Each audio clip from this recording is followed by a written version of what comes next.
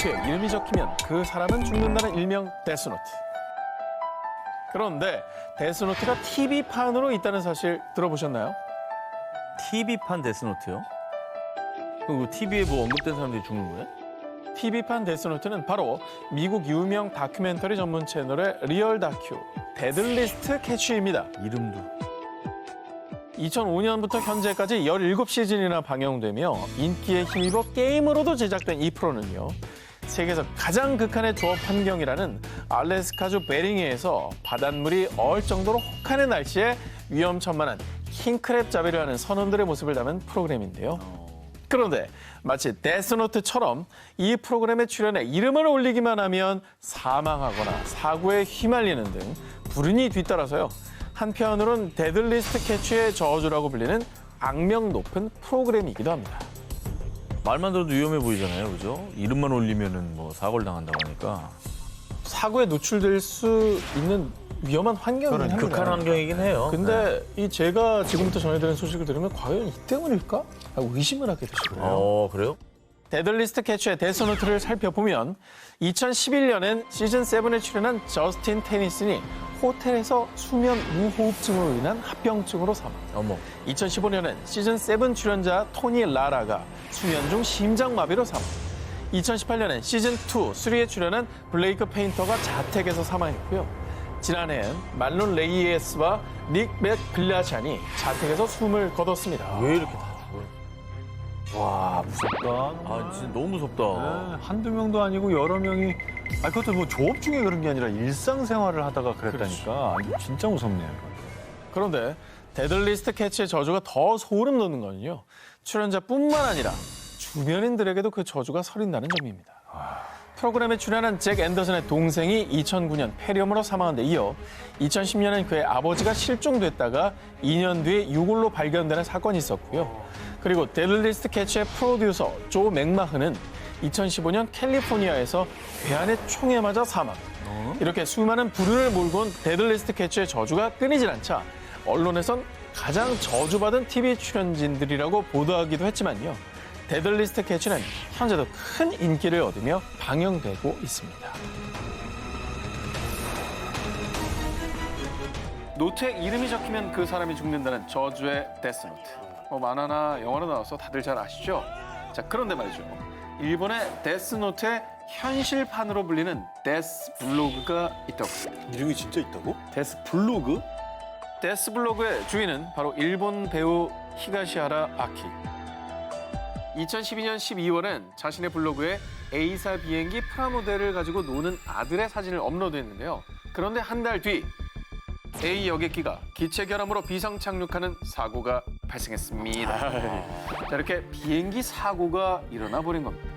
한 언론사에서는 A 여객기의 사고를 알고 있었던 그녀라고 대서특필하기까지 했다고 하네요. 진짜? 근데 저거 우연히 찬일까요? 저주가 시작된 건 2007년도입니다. 히가시하라 아키가 방송인으로 데뷔, 한 경마 프로그램 진행을 맡으면서부터였는데요.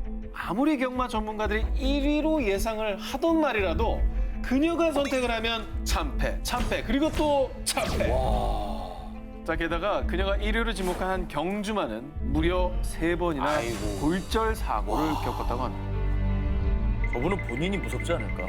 그러니까 뭘 쓰기가 되게 무서울 것 같아요. 그럼 무슨 생각이 나면 얼마나 불안하겠어요. 자, 그런데요. 그녀의 이 불행한 기운은 사랑의 기운까지도 막을 수 없었나 또 봅니다. 있어? 자, 그녀의 남편은 세계선수권 대회에서 3회 우승을 기록한 일본의 유도 영웅 이노우에 코세입니다. 그런데 2003년 그녀와 교제를 시작한 지 1년 만에 참패. 그리고 2008년에 결혼한 뒤엔 베이징 세계 스포츠 대회에서도 별다른 성적을 거두지 못하고 결국 쓸쓸하게 은퇴를 하고 말았다고 합니다. 참패 아니면 은퇴네요, 그죠? 자, 그런데 이런 무성한 논란들 속에서 정작 데스블로거 히가시하라 아키는요.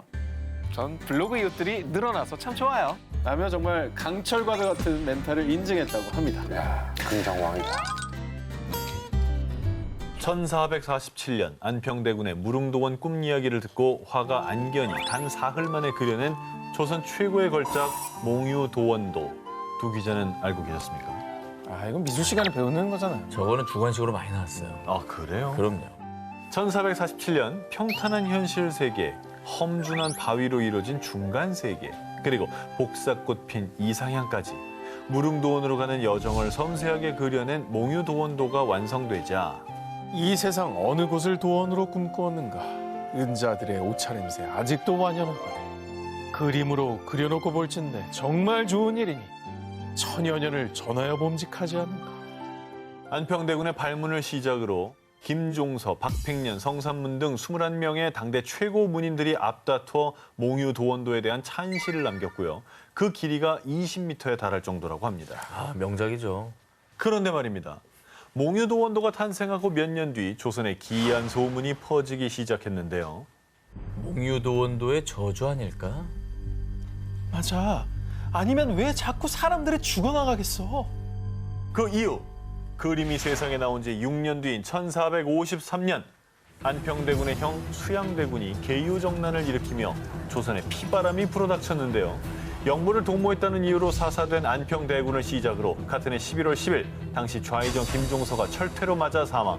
1456년 단종 복위운동을 추진하던 박팽년, 성삼문 역시 사망. 이뿐만 아니라 이현로, 이계까지 몽유도원도의 이름을 올린 6명이 잇따라 목숨을 잃었던 겁니다. 조선판 데스노트 아닙니까? 이름 올리면 다 죽여버리는. 이후 몽유도원도는 조선의 또 다른 살생부로 불리게 됐고요. 계유정난 이후 자취를 감췄다가 1890년대 일본에서 발견돼 안타깝게도 현재는 일본의 한 대학교에서 소장 중인데요. 찰나의 꿈을 영원으로 승화시킨 조선 최고의 걸작 몽유도원도는 정말 죽음을 부르는 조선의 또 다른 살생부였던 걸까요?